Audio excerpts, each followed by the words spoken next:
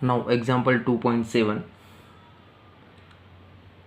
A comb run through a one's dry hair attracts small bits of paper. Why? Okay, so if you are consider this is the comb for example. Okay, and this is the paper piece. When a comb is rubbed with the hair, it is charged. It is charged. Means the negative charge is there on the comb. Com पे कौन सा charge आ जाएगा? Negative. तो जब आप paper piece के नज़दीक लाओगे तो जो चार्ज पेपर में होगा उसका पोलराइजेशन होगा. पोलराइजेशन यानी कि पॉजिटिव चार्ज कॉम के नज़दीक आ जाएगा और नेगेटिव चार्ज दूर हो जाएगा. ओके, तो ए पोलराइजेशन हो गया. तो पॉजिटिव की चार्ज की वजह से वो कॉम के नज़दीक क्या होगा? अट्रैक्ट होगा. So when comb gets charge by friction, okay, molecules in the paper get polarized by the charge comb, okay, and resulting in a net force of attraction. तो ये पॉजिटिव चार्ज क्या होगा? Com की तरफ attract होगा. Clear है? अभी उसने सेकंड में क्या पूछा है कि what happen if the hair is wet और if it is a rainy day. Rainy day में क्या होने वाला है? ध्यान से देखना. तो if the hair is wet और if it is rainy day then the friction between hair and comb reduce. Okay, तो जब आप कॉम को हेयर के साथ फ्रिक्शन प्रोड्यूस करना चाहोगे तो वो नहीं हो पाएगा. ओके, तो जो कॉम होगा, ओके, वो चार्ज नहीं होगा और अगर वो कॉम चार्ज नहीं होगा तो वो पेपर पीस को अट्रैक्ट नहीं करेगा. ओके, तो ये आपको याद रखना है. So there is no attraction in rainy day. Clear है? दूसरा देखो, ordinary rubber is an insulator but special rubber tires of aircraft are made slightly conducting. Why it is necessary? अगर आप एयरक्राफ्ट की बात करो तो जब वो लैंड होता है, ओके, जब एरोप्लेन लैंड होता है तो क्या होता है? बहुत ही स्पीड में लैंड होता है. ओके, तो उसकी वजह से टायर और रोड के बीच में फ्रिक्शन क्रिएट होता है और फ्रिक्शन की वजह से क्या होता है? जो टायर होता है उसमें चार्ज एक्यूमुलेट होता है. ओके, और फायर होने का चांसेस होता है. क्लियर है? अगर वो टायर थोड़ा सा कंडक्टिंग होगा तो क्या होगा? वो अपना चार्ज ग्राउंड को दे देगा, यानी कि अपना जो चार्ज होगा वो अपने आप पे एक्यूमुलेट नहीं होने देगा. क्लियर है? तो फायर होने का चांसेस नहीं होगा. So in aircraft high friction is produce, okay, to conduct the charge to the ground. समझ में आ रहा है?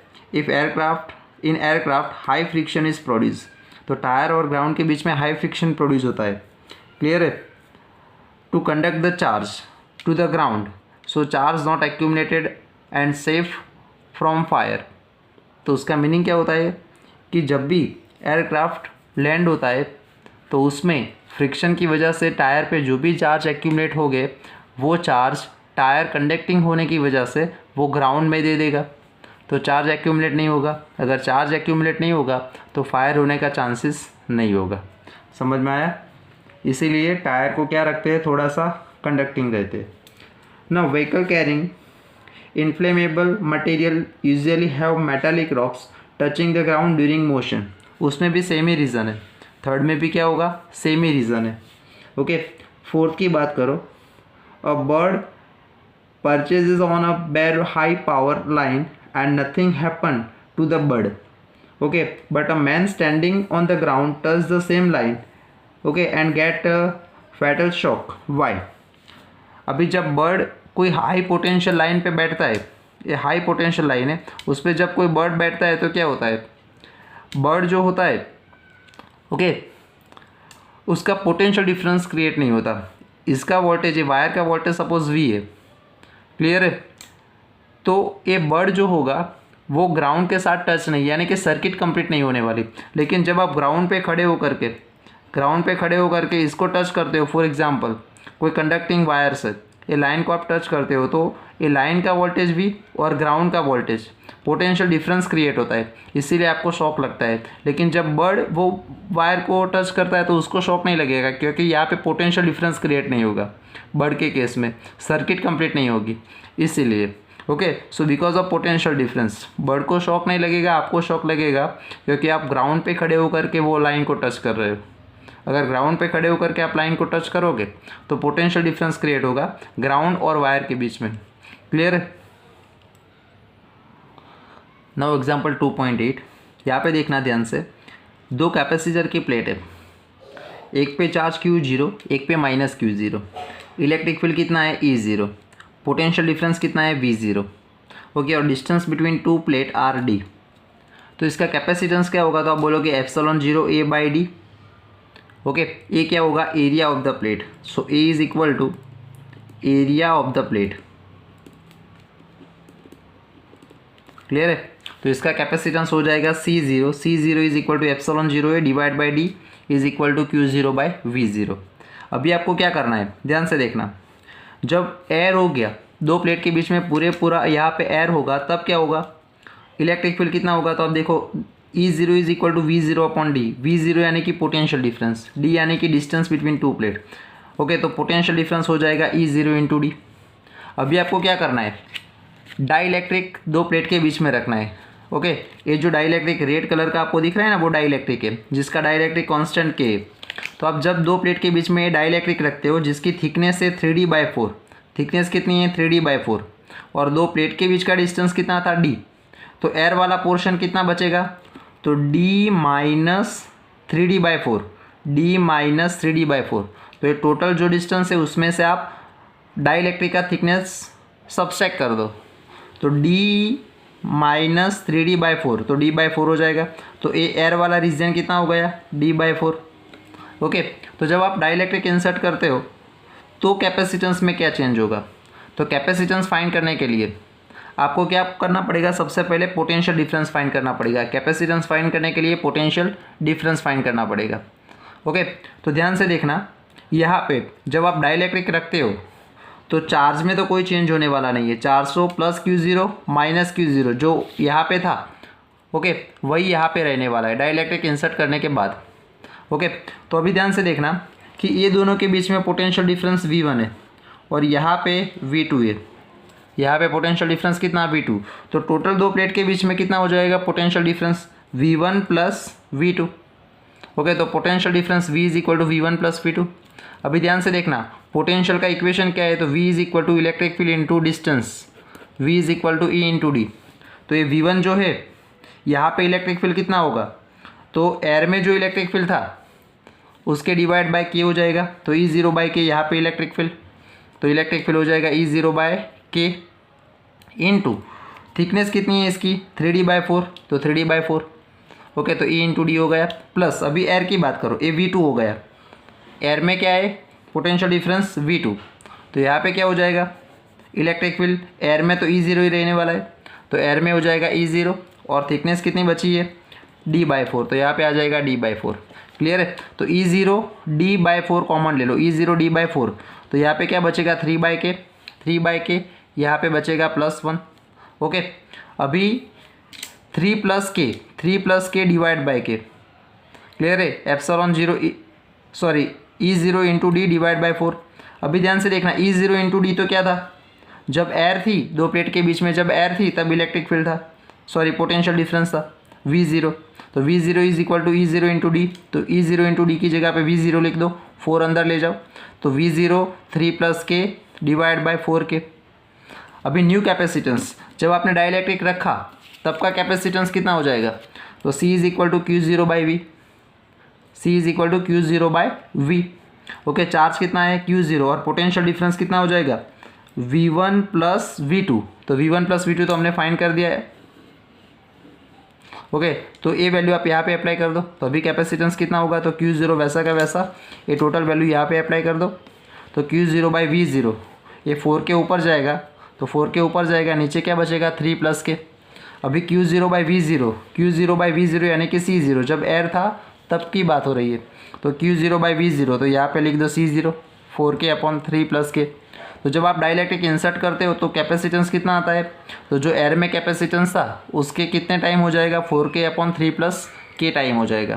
क्लियर है? इसमें आप एक्स्ट्रा करके देखो कि ये जो डाइइलेक्ट्रिक आपने इंसर्ट किया है, क्लियर है, वो 3D/4 थिकनेस वाला नहीं है, उसकी थिकनेस आप ले लो D/4, थिकनेस के लिए ले लो D/4, इतनी थिकनेस वाला डाइइलेक्ट्रिक आप इंसर्ट करो, तो फिर कैपेसिटेंस कितना आएगा? ओके, वो फाइंड करके आप देखो।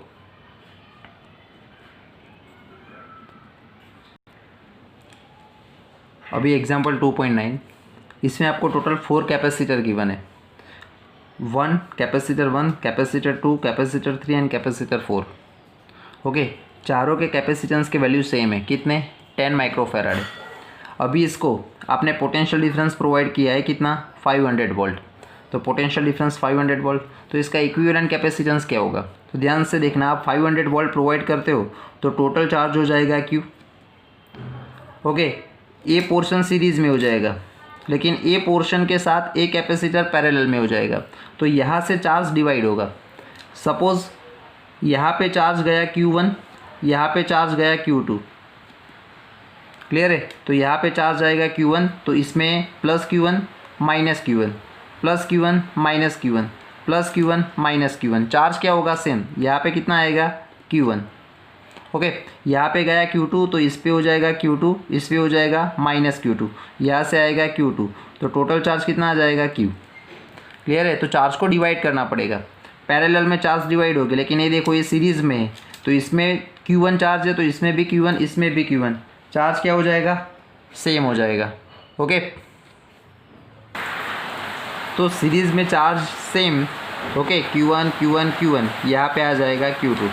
तो सबसे पहले इक्विवेलेंट कैपेसिटेंस आपको फाइंड करना है। देखो ये 1, 2 एंड 3 कैपेसिटर कैसे कनेक्शन में है, तो आप बोलोगे कि सर सीरीज़ में, तो 1, 2, 3 कैसे कनेक्शन में है, सीरीज़ में। तो इक्विवेलेंट क्या हो जाएगा, इसका कैपेसिटेंस C, इसका भी C, इसका भी C, तो 1/C plus 1/C plus 1/C, और ये तीनों का इक्विवेलेंट हो जाएगा C डैश।